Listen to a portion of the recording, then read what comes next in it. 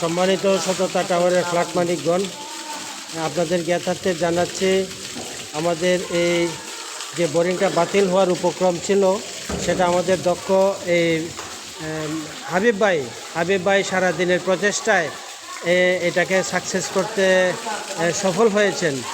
আলহামদুলিল্লাহ, হাবিব ভাই এই যদি চেষ্টাটুকু না করতেন তাহলে আমাদের বোরিংটা বাতিল হয়ে যেত। তো যাই হোক, আলহামদুলিল্লাহ সারাদিনের পরিশ্রমের কারণে এটা আমরা আজকে সফল হইতে সক্ষম হয়েছি। তবে ধন্যবাদ দিতে হয় আমাদের অভয়েদ স্যারকে। অভয়েদ স্যার এই হাবিব ভাইকে সমন্বয় করে যদি না আনতেন তাহলে আমাদের কারো পক্ষেই এটা করা সম্ভব ছিল না। আমি ব্যক্তিগতভাবে কয়েকজন যারা ডিপ টিউবওয়েল কন্ট্রাক্টর তাদের সাথে আলাপ আলোচনা করেছিলাম।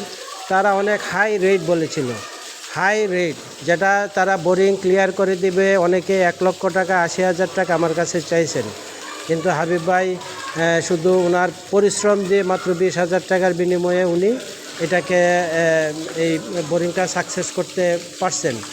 তো ইনশাল্লাহ আমাদের এই যে এত বড় একটা প্রতিষ্ঠান 200-250 মানুষের জন্য এই যে পানি সরবরাহ করা, এটা যদি আমরা এটা না করতাম তাহলে আমাদের হয়তো যে একটা পাম্প 24 ঘন্টা পানি সরবরাহ করতেছিল, এটা যে কোনো সময় ওইটাও ফল করতো।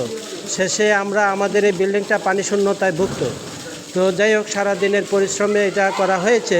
কিন্তু এখানে আরেকটি কথা না বললেই নয়, আমি ব্যক্তিগতভাবে এবং আমাদের নতুন কমিটির সমন্বয়ের সাথে যোগাযোগ করে সারাদিন এখানে থেকে আমি কাজকর্মগুলো পরিচালিত করছি বা আমি এখানে ছিলাম।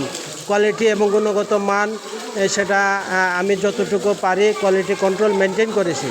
কিন্তু আমি অফিসে আজকে যাই নাই, কিন্তু আমি বিনা পয়সায় কেন এই কাজটুকু করলাম? আমার তো এখানে কোনো স্বার্থ জড়িত নাই। এখন তারপরেও যে আমি কাজটি করে দিলাম আমার শুধু বিবেকের তাড়নায়, তারপরেও আমি আশা করি সবাই সেটাকে অ্যাপ্রিসিয়েট করবেন আমার প্রতি, বা যারা কাজ করে তাদের দোষের ভাগীদার বেশি হইতে হয়, যাতে আমরা দোষের ভাগীদার না হই। কাজ করতেছি নিঃস্বার্থভাবে, সেটাকে অ্যাপ্রিসিয়েট করবেন, দোষের ভাগীদার বানাবেন না। তো ইনশাল্লাহ আমাদের কাজটা সফল হয়েছে এবং ভবিষ্যতে আমরা সবাই, শুধু সততা টাওয়ার কমিটির না, এটা আমাদের প্রত্যেকটা সদস্যের, আমরা চেষ্টা করব যাতে আমরা এই সততা টাওয়ারের প্রতি সবাই সুদৃষ্টি দেই এবং উন্নয়নের জন্য ভালো ভালো দিকগুলো আমরা এখানে কমিটিকে সুপারিশ করি। ধন্যবাদ সকলকে।